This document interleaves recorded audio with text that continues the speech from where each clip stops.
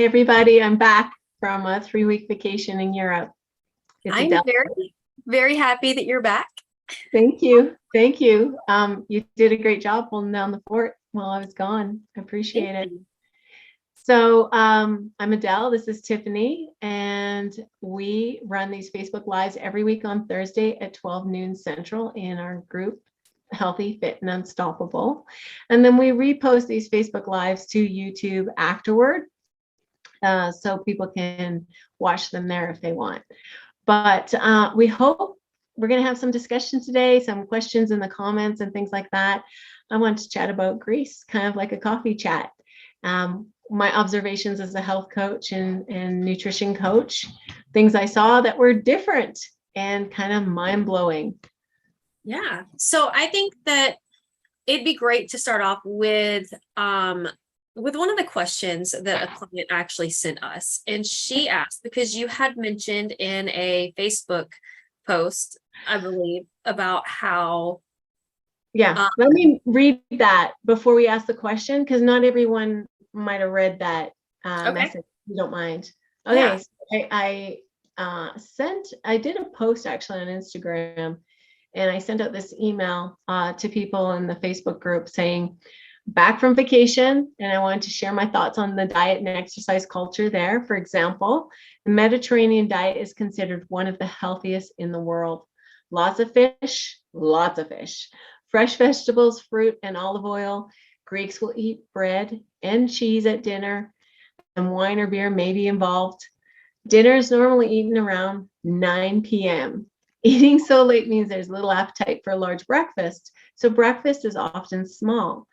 Breakfast is not terribly healthy by most standards. Often it's coffee, and it's the Greek coffee, which is the really unhealthy kind because it's unfiltered, and toast with jam or pastry. And by the way, I'm not hating on coffee. I drank the Greek coffee, but it's just so interesting to see the differences. And despite all this, like, Greeks are some of the longest lived people in the world. Obesity is rare. And, this whole lifestyle runs counter to much of the nutrition advice that's given by health gurus in the US and Canada. In fact, we tend to demonize a lot of things that they eat. We blame sugar, fruit, gluten, lectins, aspartame, dairy for our weight. And we think that eating late will make us fat. But honestly, that's like not seeing the forest for the trees. It's not what we eat and when we eat, it's how much we eat that is the problem when it comes to weight gain. And so I want to chat a little about that and some other observations that I had living in Greece. It was my first time there. I've spent several months in Europe over the course of the years. They eat bread, they eat cheese, they eat the things that a lot of us will deny ourselves, and there's no need to. So yeah, with that, let's hear the question. Yeah. So I've got the question here pulled up, and it said, in case I don't make the Facebook Live, question: if they eat dinner so late, does that mean the rest of their schedule is also adjusted? Meaning, do they go to bed and wake up much later? When I eat late, it seems to affect my sleeping. So just wondering if that's why that's not a problem for them to eat that late. Yeah, so generally they do go to bed later. They'll go to bed at 11 o'clock or midnight. We lived with my husband's cousins, cousin and his wife. And so we got to, 2 weeks living like locals. They had to compromise a little bit with their eating times because I just could not eat at 9 o'clock at night. I mean, sometimes they'll eat at 10 o'clock at night. I would say, can we please eat like no later than 8:30?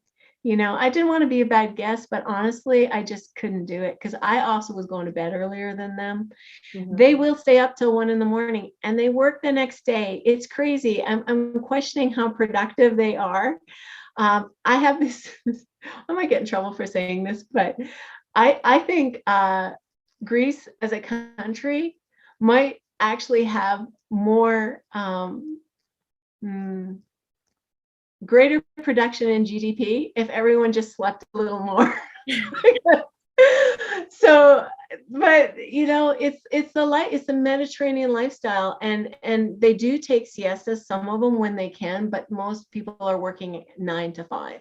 still, because they're switching to the North American way of working.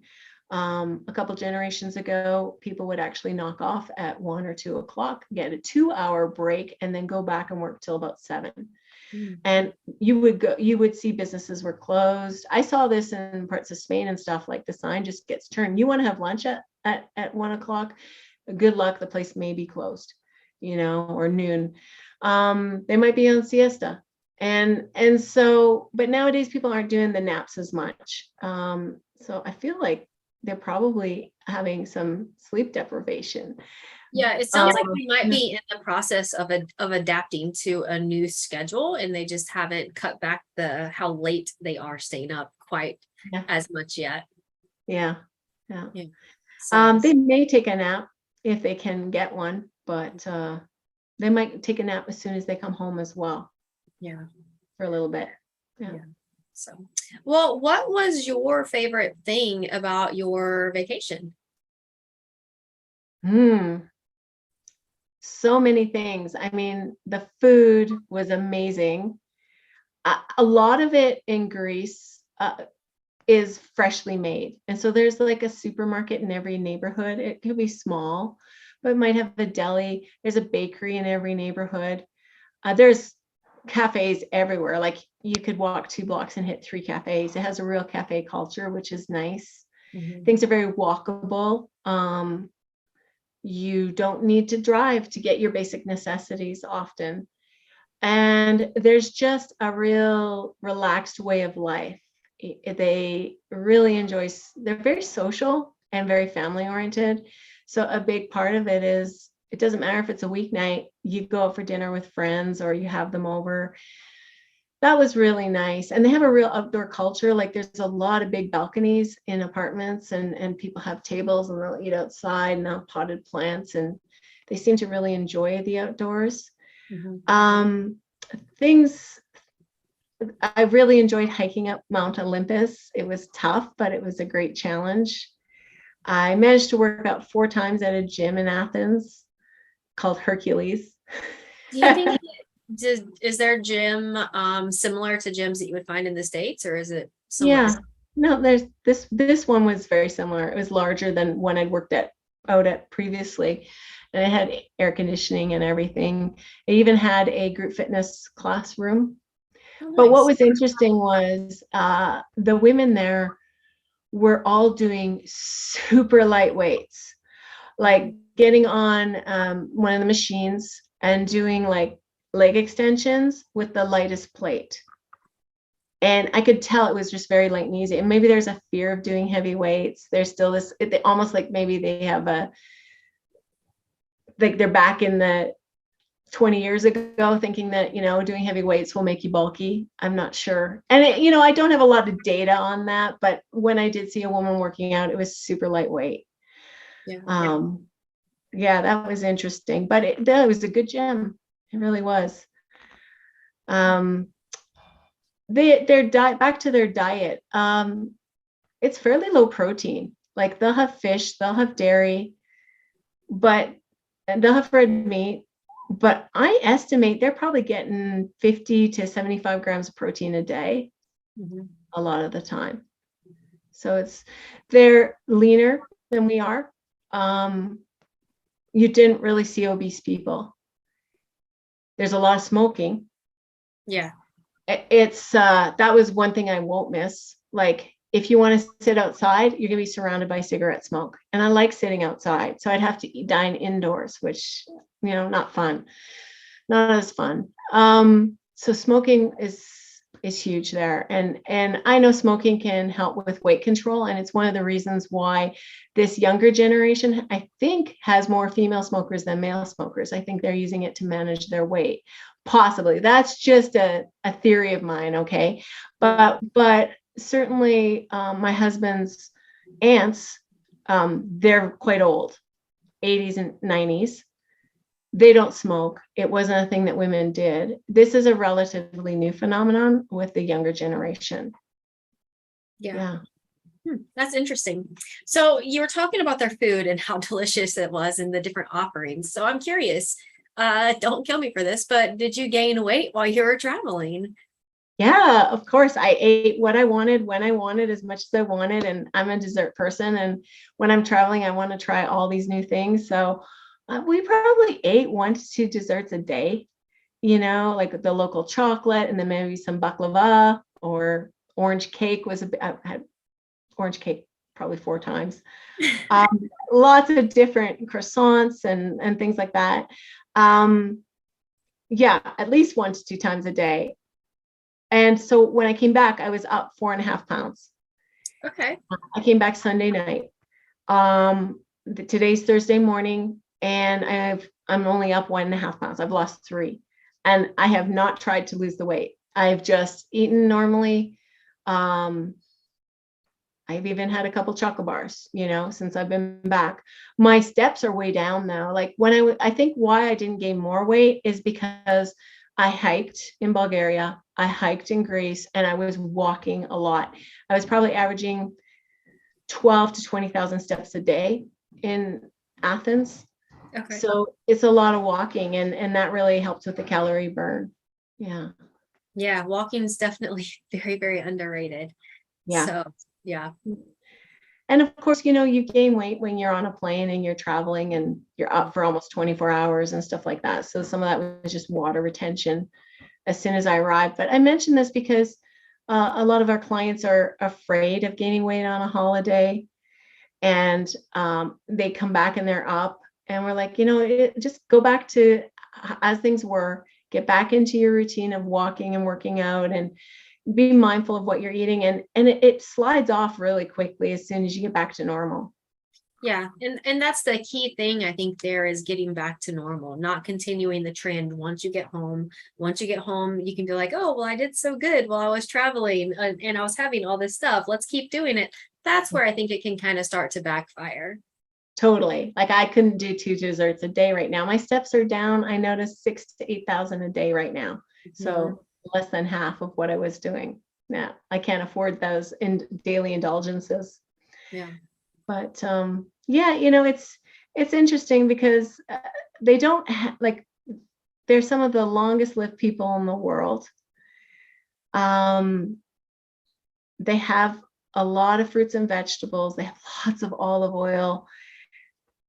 There isn't the obsession with food that we have, except that they really enjoy food. It is a lot of socializing is centered around food.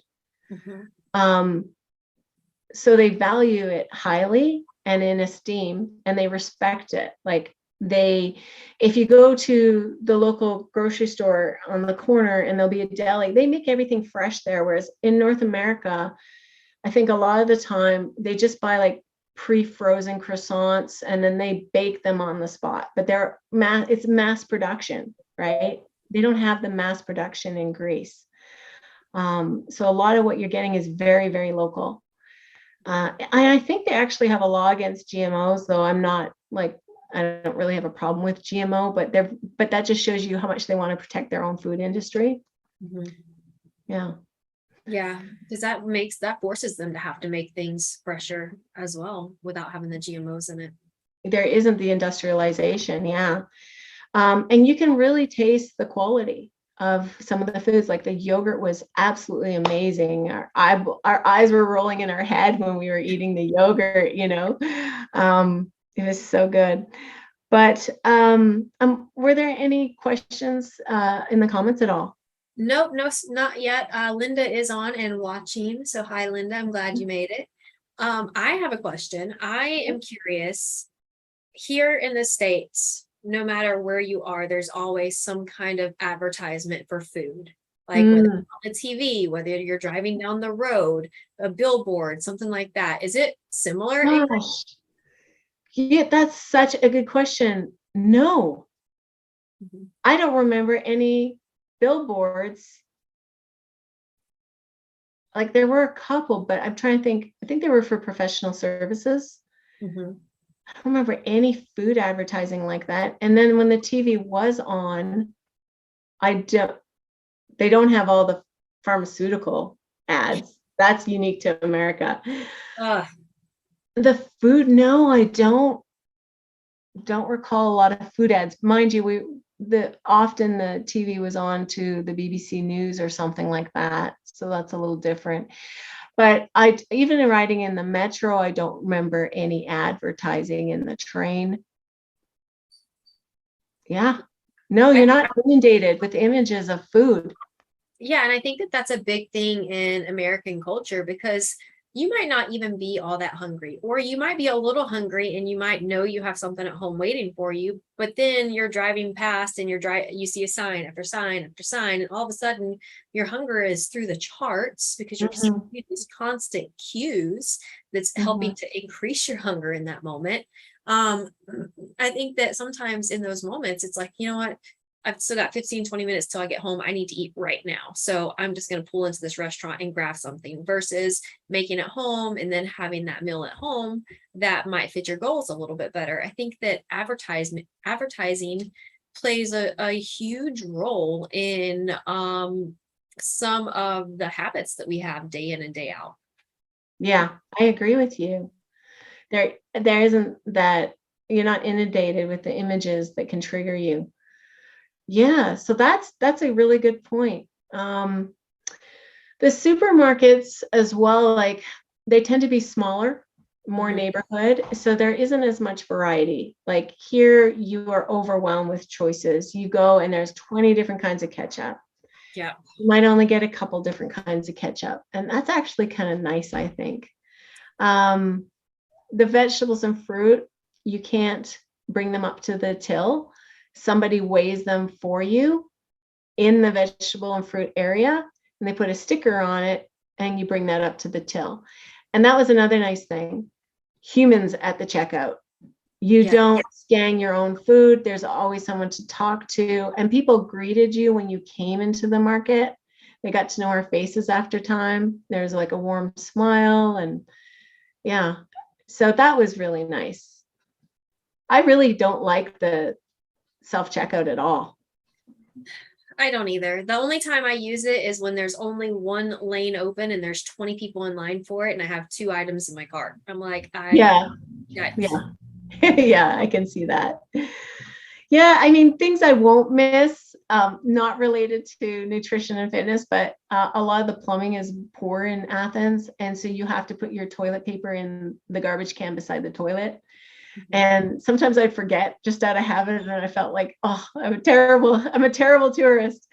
Because you can plug up the old sewage lines. Gas was over twice the cost that it is here. Very expensive to travel. And we had a car, we borrowed our cousin's car and traveled, and we could not believe how much it cost. And she had a small car to get around. Electricity is extremely expensive in Europe, and it's only getting more expensive right now. The smoking was probably the worst of it, just constant cigarette smoke. But, the warm weather, the patio life, the cafe culture, the warmth. I have to say, Greek hospitality is unbeatable. It made me feel a little bit ashamed at how I've hosted people in the past. Like it was above and beyond. Our cousins gave up their bed and slept in a little twin bed the entire time we were there, and they absolutely refused to let us sleep anywhere else. They were always feeding us. That's a huge thing with Greeks, always. And they have a saying, apparently, if there is any food left over after a meal, it means, or no, if all the food was eaten, you didn't give them enough food. Oh, Yeah, I know, hey? Like, wow. they're constantly forcing food on you. Even if you just drop in for a quick chat, there's going to be a drink and a snack. But they're such amazing hosts. And even when we arrived, they had bought groceries for us and put them in the fridge with things they thought we would like that they don't even want to eat, And they asked in advance what we wanted to eat, and was there any food that we wouldn't eat before we even arrived. So they were amazing. One thing I really loved was that there's fresh juice places, like even in Bulgaria, you could get a fresh juice made for like $2.80. And Wow. it would be a really like right there on the spot. You tell them, oh, carrots, beet, apple, ginger. And it was so good. I had lots of fresh juices. Yeah, something like that here in the States is like $8. I know it was really cheap. Food was cheap for the most part. There are a couple comments over Mhm. here now. So Linda said she lived in Spain and Italy for a while and gained so much weight on the Mediterranean diet. Too many good desserts there. Yeah. Maureen is on the call and she said hi. And then she said, Hi, what Mar- was your favorite thing to eat or drink and why? Oh gosh. Okay, well, every day I had Greek yogurt. Their Greek yogurt was amazing. And I would have it with some, they call them sour cherries, but actually it's incredibly sweet with a lot of sugar in a syrup and almost like a jam, rustic jam type of consistency. And I'd put it on the Greek yogurt and have that for breakfast. Sometimes with a croissant, but usually just that and a Greek coffee or a piece of fruit. Yeah, that was it. Or I'd have 2 eggs on toast. My favorite thing, okay, my favorite dessert was orange cake. Is I mean, that made sounds really good. it's made with it doesn't taste super orangey, but it's like a durum wheat, so it's a different texture, and it's I have to look up the recipe, and it's drenched in honey and stuff, and like a syrupy floral sauce that is so delicious. Um, yeah, that was my favorite dessert. My favorite chocolate came from Bulgaria, and I posted a picture of that on my Instagram account. I swear if we could import those chocolates in, they'd sell like crazy here. Um, Desserts were large serving sizes, actually. Like when I got a piece of orange cake, it was like large, enough for 2 people.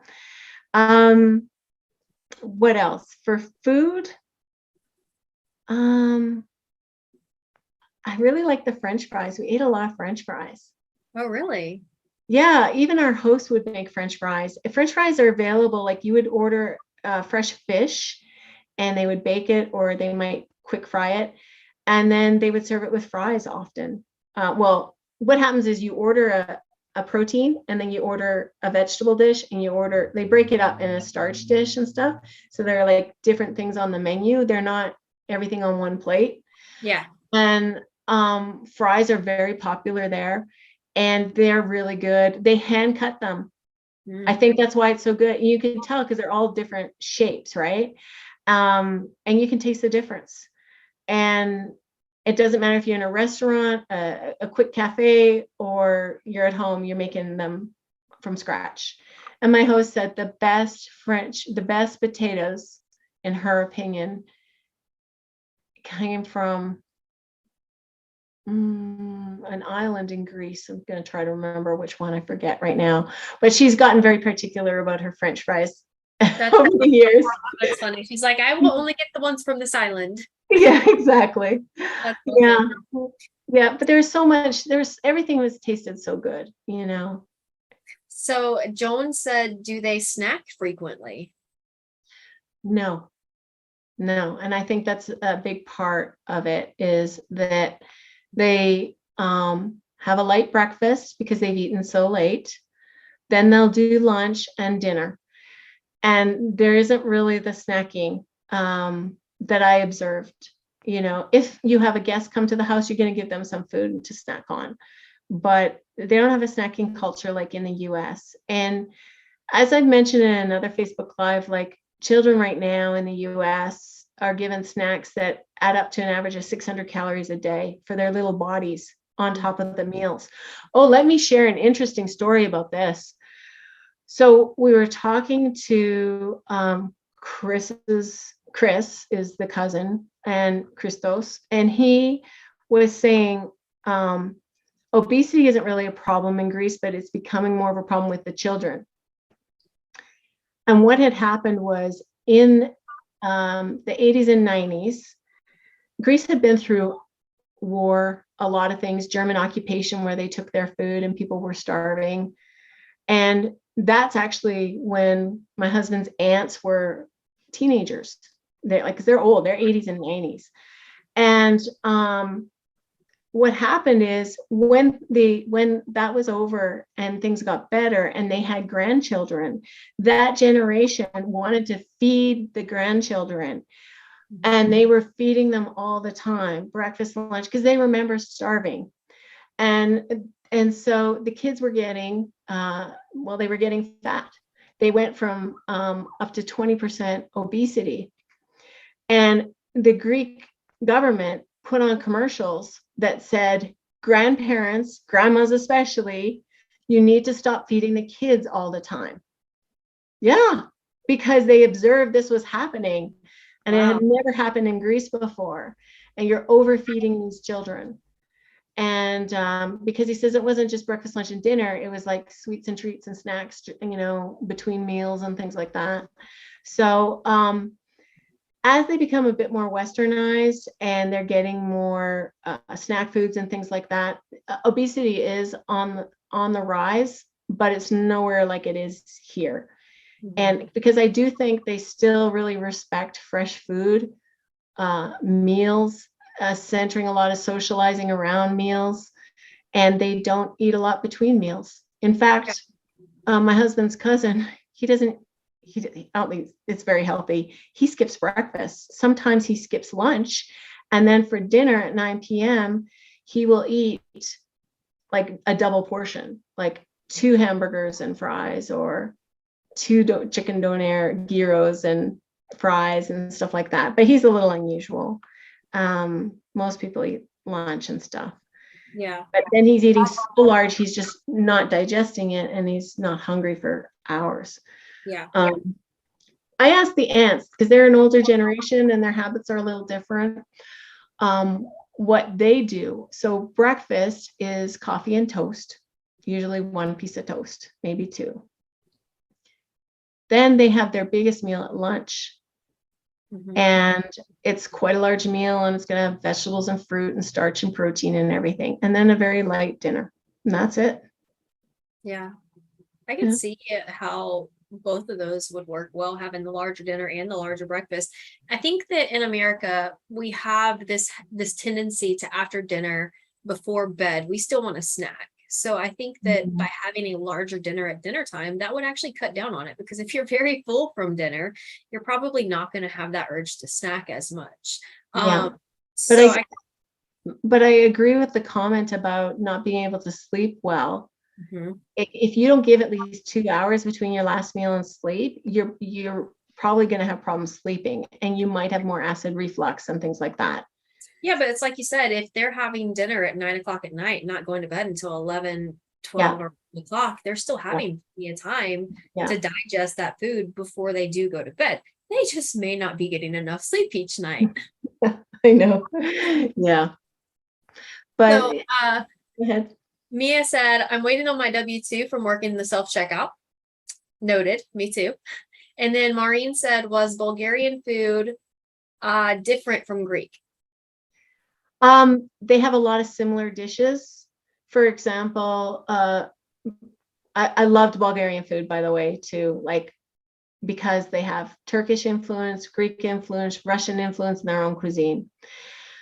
But they have their own version of the Greek salad, but instead of making it with feta cheese from cows, I believe, it's made from goats, and it's a different consistency.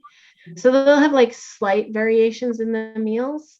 There was a dish that was made in Bulgaria that Greeks claimed as their own for a long time, but until the Iron Curtain came up, nobody knew that the Bulgarians were also making it. But Greece and Bulgaria share a border, and there was a lot of movement between in the past. So I think that cuisines got shared, just like Bulgaria and Turkey shared a border. So there was cross-pollination with cuisine there. The food was amazing. One thing I noticed in both Greece and Bulgaria, which shocked me, was the amount of vegan and vegetarian dishes. Even in the grocery store in Bulgaria, one of the poorest countries, if not the poorest country in Europe, in the deep freezer was pizzas. And one was a vegan pizza made with jackfruit. I was just blown away. I thought, that's very modern. They have the protein bars, the protein drinks. They have protein pudding and protein muffins, which we've never Protein pudding was good. Tasted like chocolate pudding. Nice. So, and if you went to a restaurant, like a nicer restaurant, there would be a vegetarian or even a vegan section. And vegan is full on, right? No honey, no dairy, no butter, no eggs. So those dishes need to be made very carefully. And there would be a vegan section. So I had some vegan dishes. I went to this one restaurant 3 times. I loved it so much. There was a vegan dish I had all 3 times. It was a lentil and beet patty. It was so good. So I was surprised by that because when I was in Greece 7 years ago, there wasn't really vegan options, and good luck being vegetarian. Like, it was a lot of lamb, fish, that kind of thing. So yeah, it's changed. It's awesome. Well, that's all the comments that are in here. It sounds like you had an amazing trip. I did. And I probably would have gained like 10 pounds if I hadn't been so active, because the food really is good. And, you tend to overindulge when you're on vacation because you get that last supper effect, like, oh, this will be the last time I get to try this food, that kind of thing. So my recommendation, if you go to Europe, eat the gelato, but bring your walking shoes. Yes, I love that. Eat the gelato, but bring your walking shoes. That's fantastic. Yeah. All right. Well, nice chat. Thank you, Tiffany. You're welcome. Thanks everybody for coming to our TED Talk, if you will. We will try to be back next week, and keep your eyes out on your email for an updated topic that we want to chat with y'all about. Perfect. All right. Take care. Bye-bye. Bye.